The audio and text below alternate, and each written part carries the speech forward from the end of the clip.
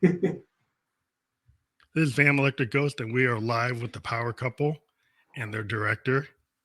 You want to introduce your director? Yeah, this is the one and only, the great Sam Singer. So, guys, pleasure. Yeah. So we're going to actually be showing the Power Couple in their new video. But before that, we do have to take care of a little business with our sponsor. We are now sponsored by a brand out there that is philanthropic online gaming from Doublejack out of Germany. And what they do is they do Powerball, they do Keno, but you actually donate to charity like half the money. And so we're just pushing this as a sponsor for the program. And now you can see the link there and you'll be able to check it out after the program. But we'll get into the main interview with our guest here today. And it's the Power Couple. You guys were actually on the show before, and we're glad to have you on again. Yeah. Thank you very much. Yeah, I'm glad to be back. So let me get your information out there. So we got your link to your main website, and it's Power Couple. There you go. So everybody note the link there. And we always want people to support the bands we talk to. You can check them out in your leisure. But we're actually going to queue up their video so that we can talk about it on the backside of the interview. But let's get, we got it set up to go. And this is Higher Love from your overall block project, right? That you're still working on. Yes, still working. Yeah. And so this is a video I think we had talked about in our last interview, and we actually have it now. So we're going to put you on mute, and then we'll play the full video, and then we'll come back and have everybody talk about their role in the video and how this came to be. Beautiful. Okay, here we go. So we're going to kick it off now.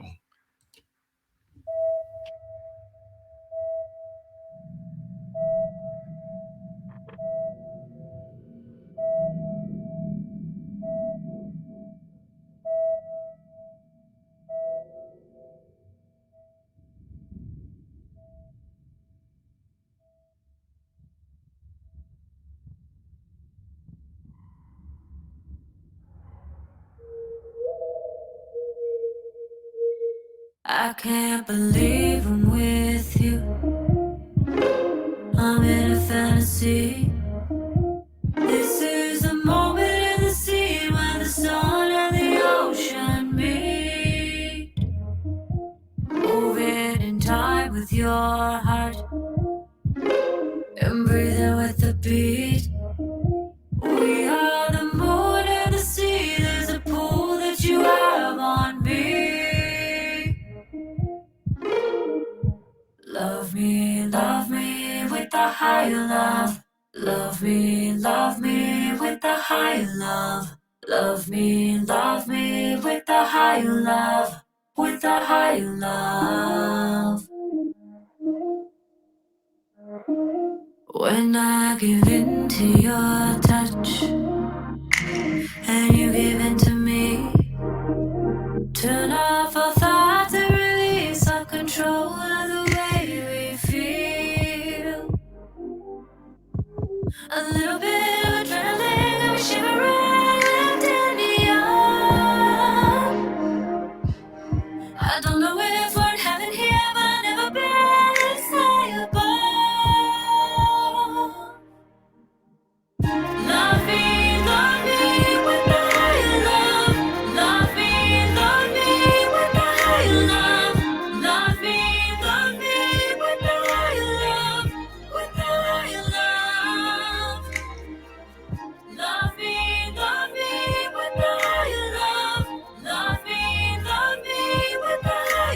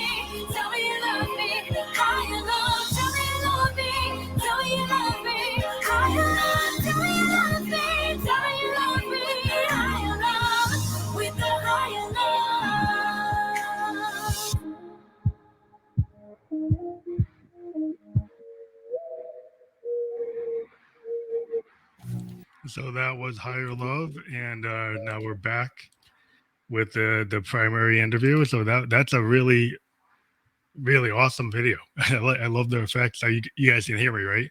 Oh yeah. Thank you. Thank you very much. Yeah, I love the like what happened at the end with like the rift, and then the kind of like your forced separation. So maybe talk about how you developed that in terms of the whole concept of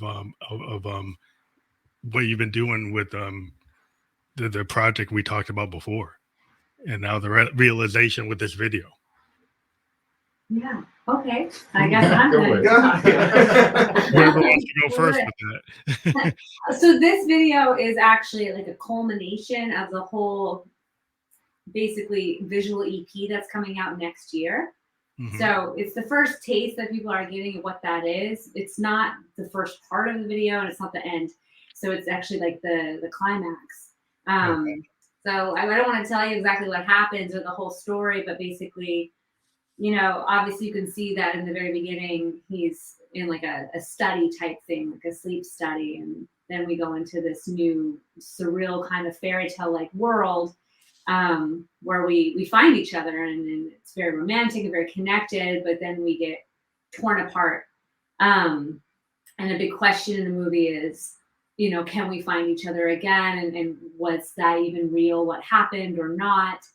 And that's something that we try to answer later on in the movie. And it's kind of the whole concept behind what's called mind, is what happens in our mind, what is real, what is a dream, you know, and playing with these themes of truth versus fantasy and where it all merges, and all the parts of our brain we don't even truly understand, right, that we haven't tapped into yet. But also about healing and overcoming grief and loss, and healing through love, self-love, love with a partner, and love for life. So that was kind of why we have that moment, which is probably pretty surprising when you hear the song. You wouldn't expect that to happen in the video, but the video is telling its own story. So this is all part of the 4-part blocks, and we have talked before about feel, and now this is mind. Yeah.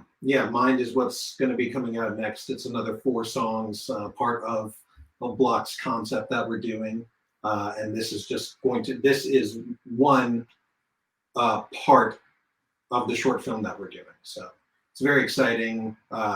We're super happy that we're actually getting to work with Sam, who really helped us like bring this vision out. We kind of came to him with a concept, and he just saw that and expanded, and it was a really, really, really great team effort. All of us just kind of throwing all of our ideas in and collaborating, and you know, this is our debut music video. This is our first time doing it. So this kind of harkens back to the days, like I'm in my 50s, right? So I'm a child of the 70s, and one of the things I loved about the early MTV is like film directors, like, you know, if you look at the old Duran Duran videos, they were like mini films. And then a lot of other directors started coming in and saying, oh, look what we can do. We don't just have to have the band lip sync. We can actually do this concept. And it's kind of like, I'm a band of synthesis. I'm a big fan of bands like Genesis and Pink Floyd and Yes, and the kind of big ideas of rock operas like Tommy and Quadrophenia. And so I'm a big fan of people doing more expansive work and actually using film, or going back to even like the Velvet Underground and what they used to do with, you know, the Exploding Inevitable and the stuff that used to happen back then, is like the merging of art and music. I think is a really important thing today. And it's cool that you guys are doing that again, or part of it. Was that part of the reason that you wanted to do this? Is to kind of like bring back that type of creativity that we used to have? Excuse me. Yeah, I mean, definitely we've been inspired by other short form music videos and films and that sort of thing. But I think like probably the easiest way to say it is just like we felt like we had a story to tell, you know, and we were able to.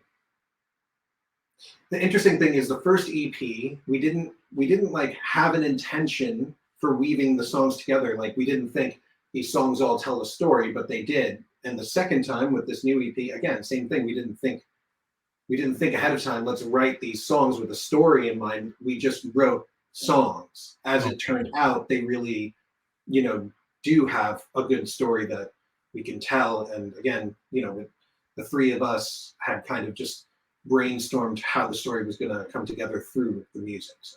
Yeah, it was really cool how it all came together too, because basically last year everyone has their story about, you know, how they adjusted to the pandemic and the shutdown, but we're actually next door neighbors. And we've been longtime friends and worked together a little bit. Sam's done some photography for us, but you know, we were all put in this position where we thought we were going to be like touring Europe, and Sam was probably gone every other day. But what do we do with our time?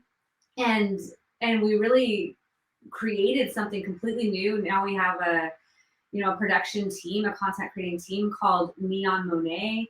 And we've created like the whole Beats, Kicks, and Life channel came from the three of us. And then this whole music video concept, like visual EP. And we're honestly, like, the more we do it, the more we love it. And we're just so grateful to have this team to work together that honestly probably would not have happened had it not been for the pandemic that created this time together where we could just make something new.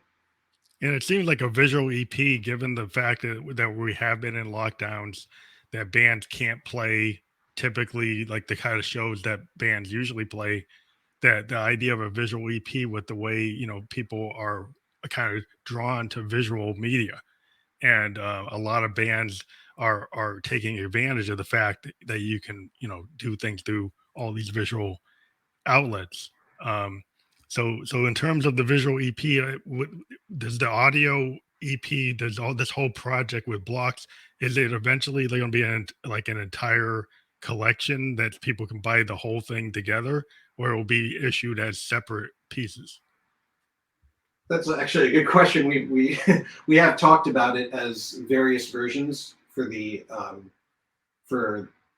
We're going to release it as 4 EPs, but eventually it may come together as a double album. But it'll be the first 2 EPs and then the second 2 EPs, and then. Yeah, that would be really cool, because if you had like the visual album, if you actually could get it on like DVD. Right. Yeah. You know, Yeah, it's still in the works. Like, we're still actually doing some shooting for it, and so the actual visual piece, there's scenes, there's dialogue, there's actors, we've hired spaces. Like, it's not just music, so it really is going to feel more like a short film. And you know, we're hoping to get into some film festivals and submit it that way. So it's going to be a little bit different. It'll feel like a music video, but not really, right? So that does kind of bode the questions. Like, so if it's a short film, would this be released as like a DVD? I think the idea for sure eventually is to release the entire short film as its own standalone unit. I think obviously we released High Love as a single. We're talking about doing that with one of the other parts of the film as well, which ultimately we'll probably end up doing that. But the whole thing will be a cohesive short film on its own as well. And then you would submit it for like festival review as an independent film across. Yeah, it's just such a new inroad because, you know, Sam had his background in this a little bit, right? But you hadn't been working in it very much. And just the learning curve that took place and like learning what gear we needed. Honestly, like everything you see, we've had help, but it's really the three of us. And we've had our community supporting us, but we don't have like a huge budget and a huge team. So it's been really interesting. Like that scene where John's getting pulled back. Yeah, you know, like we had like the leaf blower to try to create wind, and then like we're trying to slam the door, and we had to build a door like 2 different times. It's crazy. How big? There's definitely a lot that went into it for sure. And how big a team did you have to do the video? Because every time you do video, you might see, you know, who's on screen, but how many people behind this did it take to do all this work? So that video, with the exception of the very beginning of the video, which we shot in the studio in Burbank, here in California, the rest of the video is just the three of us, literally in the mountains, in the forest in Colorado, chasing sunsets and sunrises, like trying to get the right light. We dealt with some weather and just trying to figure out how we can shoot the film, just the three of us, and like they're in costume and you know, it was a funny sight probably to see the three of us like marauding around the woods filming.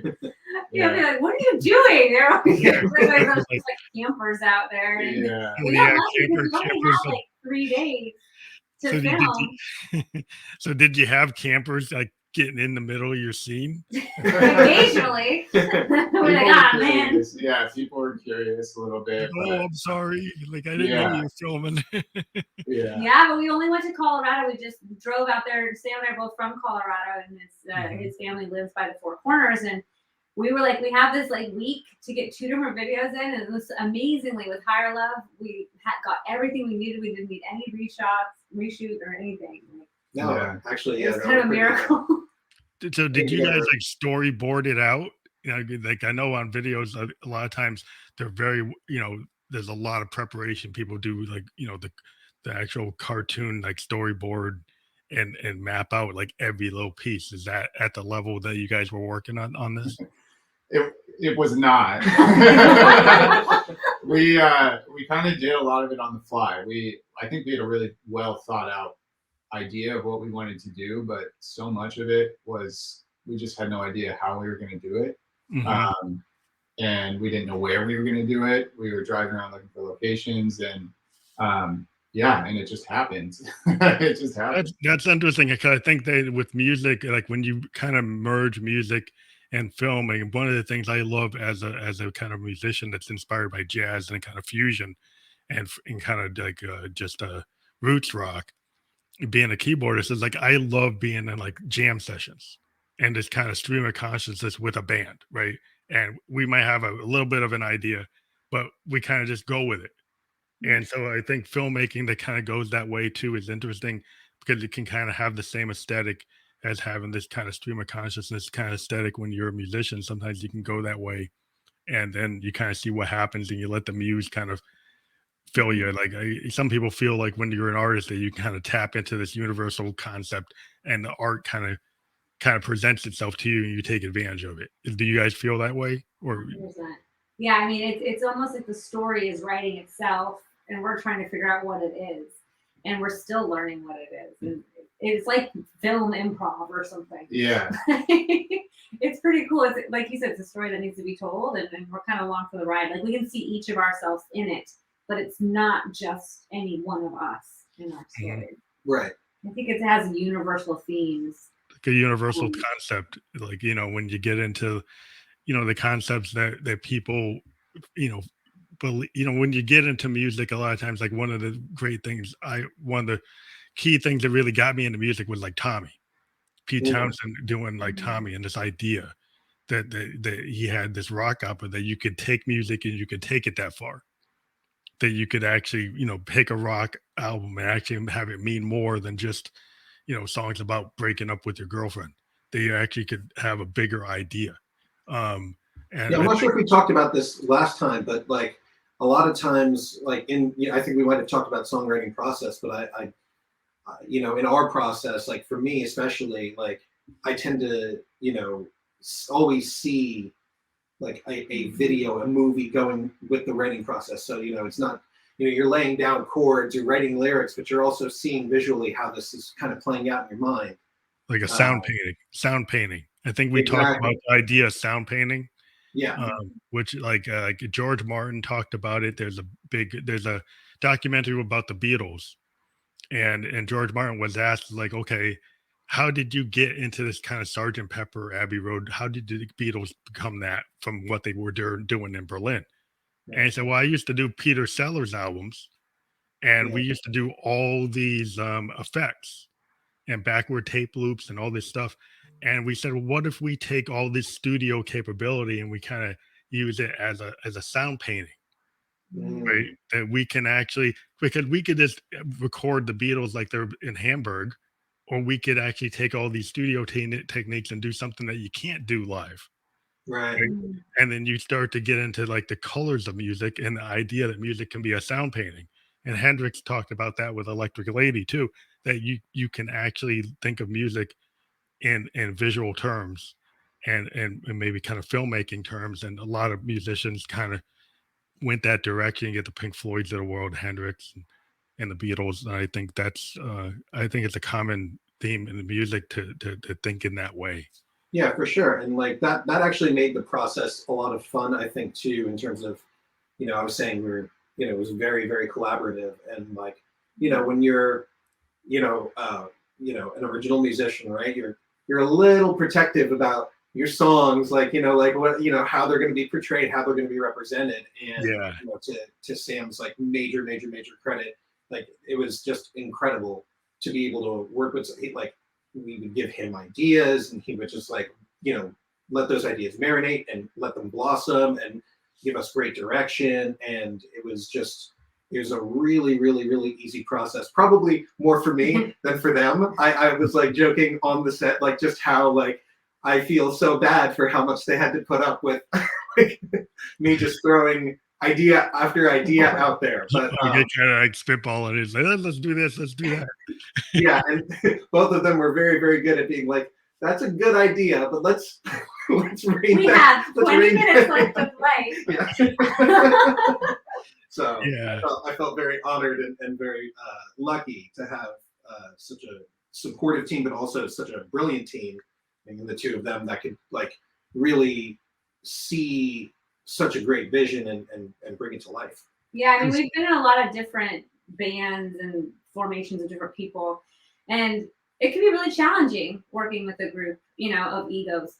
But in this case, it's been really fluid, and I'm just so grateful because we all kind of just have our strengths that we bring to the table, and there's been some real challenges, like when the bats were flying towards you and the door broke and it was like 2 a.m. and everyone was sleep deprived. Yeah. There was hail falling from the sky, even though the sky was basically clear. Yeah. you can't. Obviously we don't have permits. We don't have any like.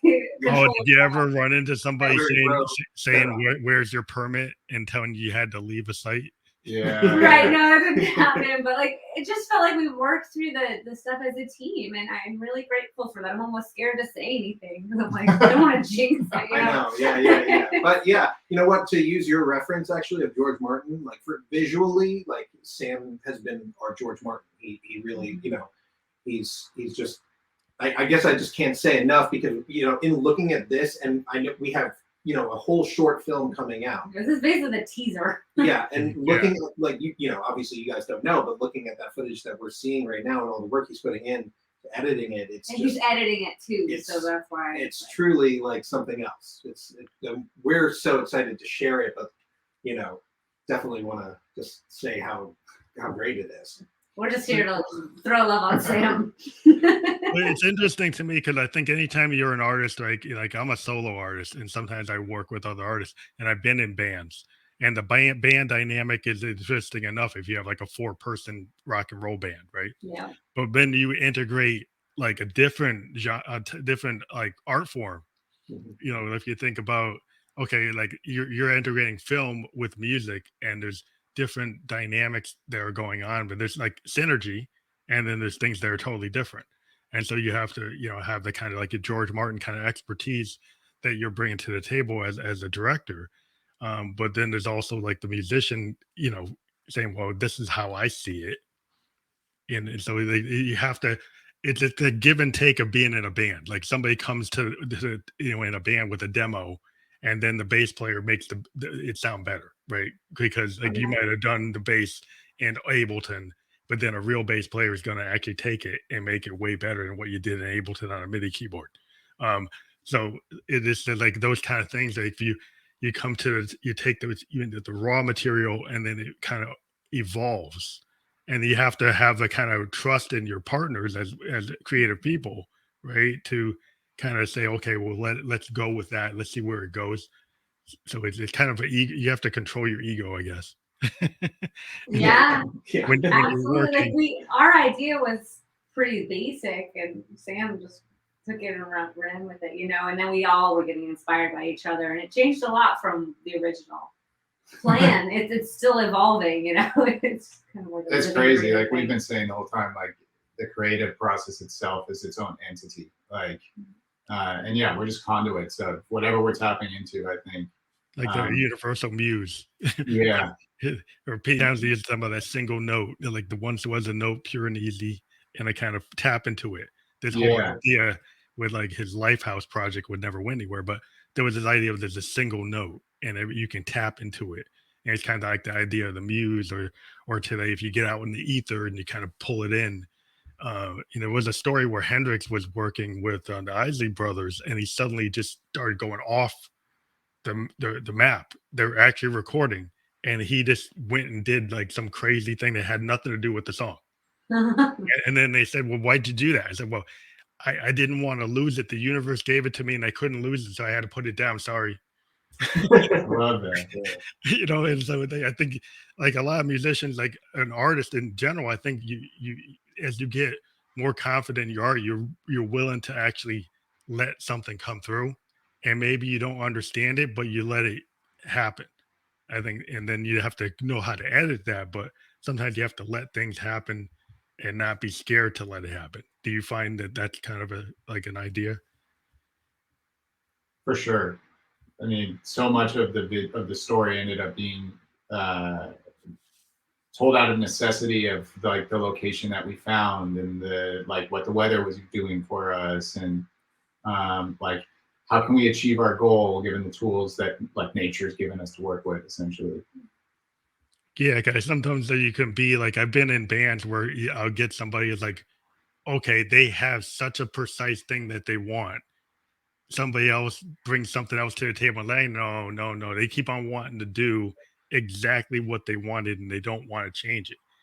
And that's been like the more frustrating sessions I've had compared to people who are like, oh, that's pretty cool. Let's go with that. You know, Yeah. and I think it's kind of like it depends on the personality of the people involved. It's like some people are very focused and know what they want exactly and less willing to take input. And then other people are more willing to let something kind of coalesce and become something. Yeah, I think this was more the second one. Like we were just really open. Sometimes you get attached to ideas, but because nothing was fully formed, like it allowed for a lot of that muse, like that you're talking about, to come into play.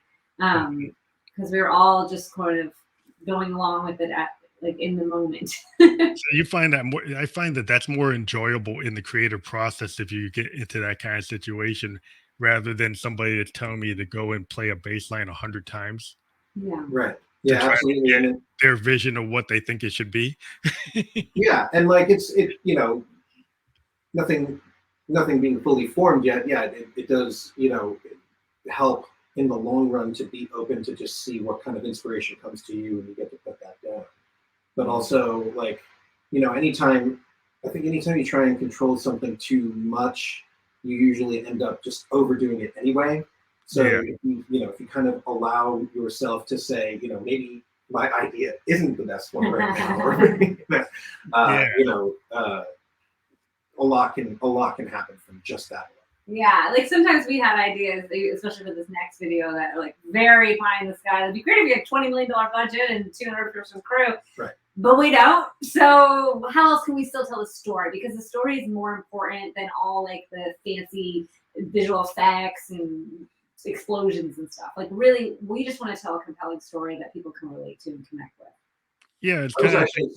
Oh, sorry. I just want to say that was actually something too that like I think in the beginning, especially thinking of like the typical music video that's out there right now. You see there is a lot of special effects, and that's not to say there aren't any in our video, but we didn't lean into those as much as actually I think I wanted to in the beginning lean into that, because that's what what I've seen and what I know, and I'm like, let's try this and let's try that. And both Sam and Summer like really talked a lot about let's tell a compelling story. And the more the more I let go of that idea of what a typical music video is and let the story come out, the more I felt like it was just becoming something much bigger and much better than I could even have imagined. So. And that also gets to the fact, I mean, you guys are musicians, and in a video you have to become an actor. And a lot of acting is very visual. And especially in a music video, it's kind of like the silent film era. A lot of it is all based on kind of your expressions and how you work as an actor and your focus. And that's one of the things cool about the old silent films. I started watching a lot of old silent films. Is it's all about the expression in the actor's face. It's all about the kind. So did you guys find that you had to become actors and learn how to channel that, or is that kind of a natural thing that you were getting into and you just took advantage of what you can already do? Yeah, I mean, we both have some background in acting. We both really have a passion for it. And I think when you're a musician, if you're used to being a front person and a performer, that's part of what you already do, Yeah, since stage you are craft. constantly like embodying whatever the song was. So there's an element of that, but there's also this is film. Like, is this going to translate? Am I going to overact? I was really worried about overacting. Yeah, me Like, too. but I was crying at the end. Like, I was able to tap into some stuff that made me cry. And I know that I've seen John do stuff I never knew he was capable of throughout this movie. Not just higher love, but you'll see the breadth and depth of emotion he has to tap into is a lot. And I was really impressed because he hadn't acted in years. I mean, he's done some film stuff in the past as an extra and stuff, but it's been a long time. Long time, yeah. Yeah. So, but it's fun to do that too, just to see, like you said, through another medium, through another form of artistic expression, what can you deliver? What is the note? What is the ink? What is the thing that you can kind of put forward to show and convey that emotion? And so that was, it was really fun. And again, having support was, really, really, I think, it's just so important because you're especially, as you'll see through some of the other videos, there's a lot of vulnerable moments too. And to do that, you really, really, really have to trust the people around you. So. And that's what's interesting when you start to do visual media as a musician, right? Is because a lot of times with a song, like your audience, hears the audio and they kind of have their own picture of what how your audience interprets your song. And a lot of times these, fans come up to you and they actually got your lyrics wrong, but that's what they heard. um, but then when you make a music video, you can kind of guide the audience into what your vision of it is. Versus if somebody just hears the audio, they still probably might have their own interpretation of what they think it is. So what are your thoughts about when you're a musician and you have that video and you are kind of guiding the audience into what you want them to feel? and I think it's interesting. I'm glad we released the song first because then people could have their own, visuals and connections with it, and then have the video. Again, I don't think it's what you would typically expect from this song. And a lot of music videos now are just beauty shots. They're beautifully, telling a story, but like you said, it's a lot of lip syncing. There's not a lot a big story. So I think it's a really cool way to add a whole nother element to the art that takes it to, a place that maybe people didn't expect and gives it another meaning. Like a lot of songs I watch the video for, sometimes I'll enjoy more, but I never thought of it like that. And I want to know what it means and why they chose this. So it can add a lot of depth to the art. Yeah, if you think about Bjork, if you're a Tori Amos, and you might listen to a Tori Amos song, and then you actually go see what she's in the woods, and there's this whole mystery or something wow. I mean, I heard what she was saying, and I knew it was deep, but then you see the video and wow, it's a total different vision of what I thought it was going to be. And I think it's interesting how a lot of musicians back in the 80s when in MTV was out there were people who did very experimental things where the video had really nothing to do with the lyrics at all. It was just totally kind of psychedelic or new wave, or would go in this weird direction. And that's kind of cool, because like you said, the fan might have heard the song and then suddenly they saw Thriller and they're like, wow, I didn't know it was gonna be that. Right. Right. It was that's totally, I never thought he was gonna go do that. But I think it's a whole different um um take on your music, because your music can hit a whole nother level visually than it did just audio. Yeah. And today musicians, a lot of times we have to have different ways to engage the audience. because the way the world is with musicians today, like we have to find different ways to connect, like what I'm doing with this podcast. Podcasting has become a very good way for to connect with the fans, with the band, so that they actually are more likely to continue to listen to your work because they Yeah, get a connection to you because they visually see you talking about it, and they're more likely not to just skip your music and actually listen to more. yeah. I think that as fans of music, like obviously we don't just make it; we're fans of it too. But like, there's that part of you that like you hear something amazing and you really respect the artist and you want to know everything about it. You want to know everything about how that song was made and where it came from and what inspired them. And like, I'm definitely 100% that dude who just like, I will go on a deep dive to find out everything. I want to know the instrumentation, like how was it start on a guitar or what? I want to know it all because when you love a song that much, and you connect with it too, like in your own personal way, on your own level, you want to understand like how is it that this artist who doesn't know you from anything, who doesn't know your story or your life, was able to make a song that resonates so deeply with you. You want to know that whole process. So Yeah, how music touches people is really, it's somehow you don't understand it exactly why a song one person might have a song and it really deeply affects them because it triggers like the sound paintings. Like a lot of times, music will trigger emotions or will trigger memories, and the fans, they love that song. Like I would listen to Karen Carpenter and I get like pictures of like times in the 70s because I grew up in the 70s with her music on 8-track, right, as a kid. So every time I hear a Carpenter song, I kind of picture myself as a 12-year-old when I heard it. And it actually triggers that in me Yep. when I hear it. And I like then I kind of understand like why people have like a favorite song that kind of triggers that emotion. Yeah, absolutely. And another part of my life is doing music. I'm a music therapist, and they look a lot at how music affects our brain. And it's very much entwined with our memories, and that's why when you hear a certain song, you could talk about the event and won't bring up the memory like hearing the song. It'll bring you right back to when you're 12 years old or 15-year-old. It's your first relationship. It just transports you. And then the other part is the amygdala, the emotion. Music really can cut through all of our, walls and really affect our emotions deeply.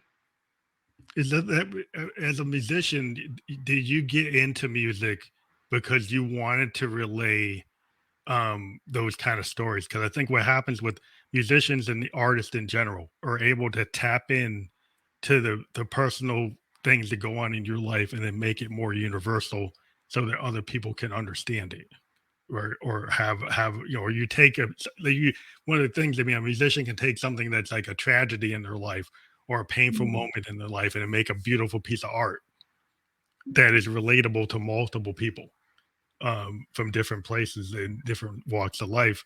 And it's like that kind of our nature is to be able to take that and do that. Did you always feel that you could be that type of person? I mean, that's what I love about music. It's alchemy, any type of art is alchemy. It's taking, I heard that, what are those birds? Peacocks. They swallow thorns to make their feathers that beautiful. And that's how I think of music or art. Like sometimes you take in all this pain and suffering and you make something beautiful with it. Music, film, dance. That's why art is so essential to being human. Like it makes sense of our life and it is universal. So, I mean, I think personally, I tap into that sometimes, not always. Sometimes I get in my head about music and try to be perfect or I'm just shredding the same scale over and over. But like when you are in that connected space or almost like out of essential, like it's like you're in so much pain, you have to go to the piano or you have to go to your art form. That's your survival mechanism. Then yes, that alchemy can occur. And it can occur in non-musicians and anybody. I think people naturally do that in their lives when they're, in pain. That's how we survive. Yeah, I think it's just that like when you're an artist, I think whether it's a painting or you're an actor, and you can take that and channel it as like a method actor into that kind of into a scene in a film, because you can call that and actually become that person, because you can empathize with the character that you're playing, right? And then musicians, we take on characters. A lot of times, I always talk about in my music this idea of the other me, that I can kind of look in the looking glass, and this idea like a Victorian romantic idea, like a Wordsworth or Blakey idea, that you look in this looking glass and whoever looks back is that's the other you. And then that's kind of like your stage persona, is Mhm. how you can go on stage. And like, in my case, I play like a female version of myself called Josephine Electric. Mhm. I actually use synthesizers to make a female voice, and she's the lead singer of my band. Mhm. And I can channel all these things that I couldn't do as a guy, right? Because I'm actually taking on a character. Yeah. Right. I'm kind of doing what Bowie did and Prince did, but I actually took it a little further and actually became Josephine Electra. It's not like trying to be like this kind of cross thing. I'm actually trying to actually play it like a character that is the female version of me. Yeah. And so I think like that, music gives you an opportunity to do that. Like, I mean, if you think about like when you see a lead singer on stage, it's like, is that really them, or is that their stage persona? Mhm. You know? Right. Right. A lot of times, I think even like, when we're out, we're performing. I I don't always remember how any of it goes. Like, it's maybe the first 2.5 to 3 minutes are what I'll remember the most because the nerves are still there. Hmm. But as soon as those kind of shut off and everything else takes over, yeah, it'll be hard for me to remember anything because it's mostly just at that point just letting all the raw emotion take over and go forward from there. So it can be, yeah, it's cool in the sense of like, you know, being your other self, and in another way, it's like, you know, it's a strange feeling to not necessarily know what's going on, but just trusting that, it's all happening the way it's supposed to. Yeah, I think that all like people who are it leads in music. If you once you get on that stage, you kind of transform. It's kind of like necessary for you to have, because like I think a lot of musicians that have self doubts and have like before they get on stage, or like they may even still be doubting whatever. And as soon as they get on stage, then suddenly, okay, I'm free. I'm free to just do whatever I'm gonna do. And in this space, I'm gonna just present my art. And in a way, you kind of get in a trance, and I think you forget, like you said, like I've done performances, and people have said, "Wait, did you know you did this?" I was like, "I don't know, I can't remember what it's like." You show me the film, and like, okay, I did it, but I didn't know I was doing that. But yeah, you just kind of you get into this kind of like fervor, Yeah. and you're into like it's like you're in a gospel church, and people get into this fervor, and they can't. And people say, "Well, you were doing that in church." It's like, I don't know, I just got into it. Right. And I think people just kind of can get into this phase where they feel like they're channeling something, like the Yeah. muse. We talk about this universal thing in the ether or whatever. You just pick up on it, and you got to be free in yourself. I think musicians were free to kind of tap into that. Yeah, I mean, especially because most of the time, I think we spend so much time being self-aware, just wondering if we're playing the right notes or like making the Yeah. right sounds or whatever it is. That like once you've seen a project through or you've seen a song through, whatever it is you're doing, at that point, the rest is just commitment. Just believing in what you've done, and then doing your best to convey that and for your audience, for everyone else. So I mean, like you said, I think the most important part of performing live is like letting people see you like absolutely raw, in your most pure form. And that means, giving up any sense of self-awareness for those precious minutes that you're doing it, so that, your audience can look at you and feel, because they're, in a sense, they're vulnerable too. They're trusting you to deliver an experience for them that's going to move them, or that's going to, you know, give them joy. So, you know, it's a mutual trust society. And that kind of goes toward the way music is today, because you have a lot of different forms now where people might not be as spontaneous, right? There's a lot of devices for musicians that allow them to kind of, okay, I can make this when I go out and play, I can actually make it sound exactly like the record. And it's Yeah. almost like you can phone it in, you know. And I'm kind of an old school musician. Like if I go out and I do one of my songs, one of the things I like to do is actually reinterpret it and maybe do it differently than I actually put it down, just because it's more interesting for me to do it that way. And you know, if I want to play it the way I wrote it, like fine, I can do it. But a lot of times, I think a lot of reasons why you go to see a band, like I would go see the Allman Brothers or go see Funkadelic, was because I wanted to see how they were going to reinterpret it. Right. You know, that was the whole point. If I want to just listen to the record, I can listen to the record. Right. So today, because of the way things are, have you primarily just been working on the visual project? Have you been able to perform it all live anywhere? We've been focused on the visual, yeah, because things are just so up and down with, you know, COVID and everything that's happening, that this is just a newfound passion that we found. Like Sam's helped start teaching me how to edit a little bit, and it's just a whole new way to express and to create. We haven't been super, we haven't really done any like online performances or anything, because we're just so immersed in this project, which, by the way, we constantly say is like so ambitious, and we had no idea what we were getting into, and how do we know? We probably wouldn't have done it, but we're this far in now, so we have to finish. Gotta see it through. But it is, we don't realize, like, especially for me, I'm totally new to the film world. It's like everything that goes into it, which makes sense. Like you think about a 3-minute song, and it's so much goes into making a 3-minute song. Yeah, That to make a 25-minute video, you're just like, oh, there's a shit ton of work that goes into this, and a lot of different expertise, and knowing what we can learn how to do. Maybe some things we need some support and we need to ask other people to do, because obviously can't master everything. But I'm honestly really proud that, you know, we're just a 3-person outfit and have done most of it, and we've had a lot of help, but we're the little engine that could in this situation. Well, I think you actually, you know, tapped into something that, based on the time, you know, the visuals, as I said, everything's like in a visual way today. Like a lot of people, they consume music, you know, in a visual way. And so to even if you can't perform live, by the fact that you're creating this project, you can still reach your fans. And so they still can, access your work, and they can see it in a way that they can get engaged.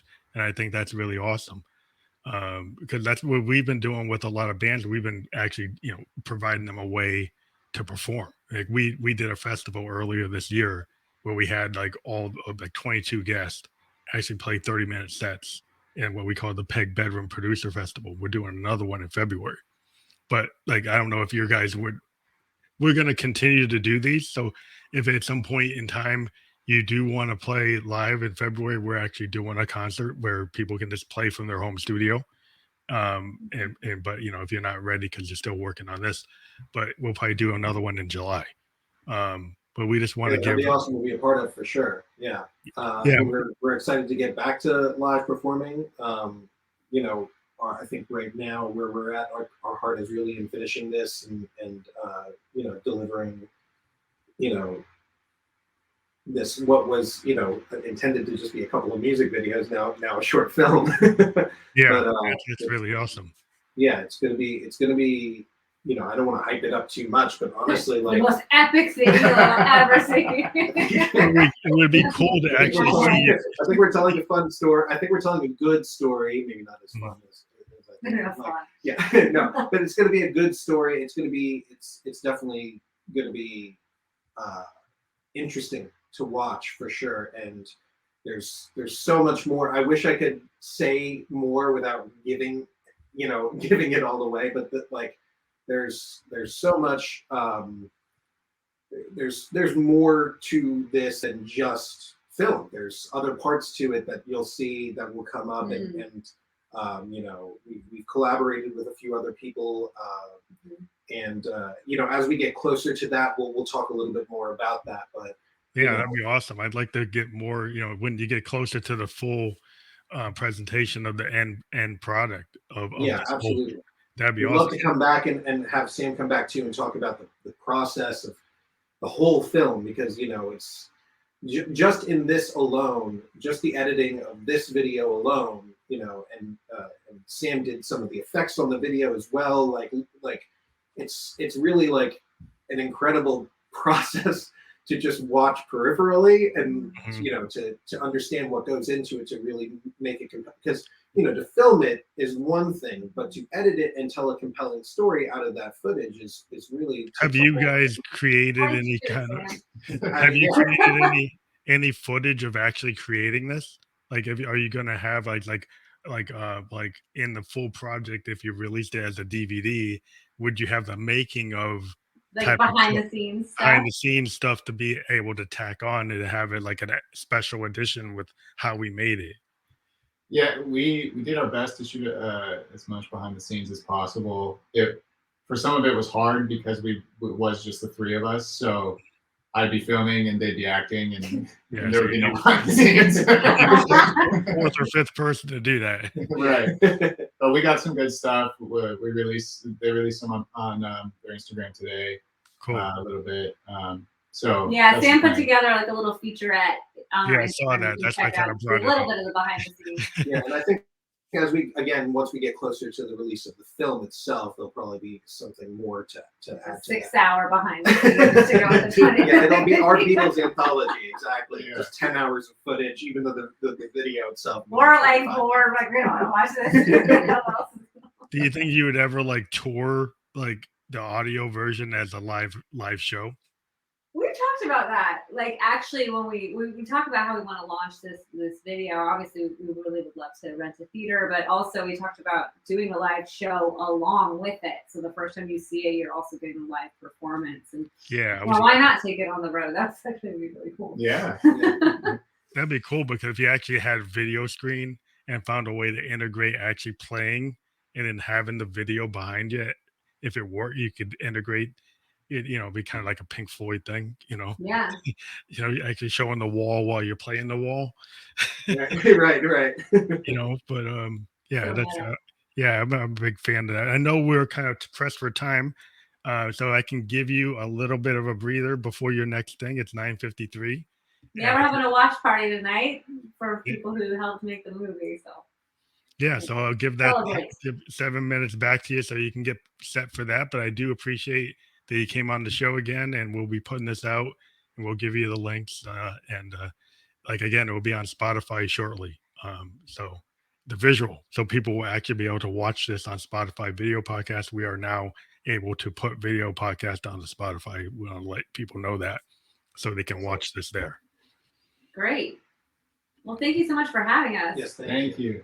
Thank you very much for being on, and we definitely will follow you on this journey. We did talk to you before, and this is the second time. So, yeah, we want to be there when you finally complete the journey and get the short film done. That would be really awesome to present to our audience. So, thank you very much, and good luck with everything you're doing. Thanks a lot. Thank you. You too. Thank you.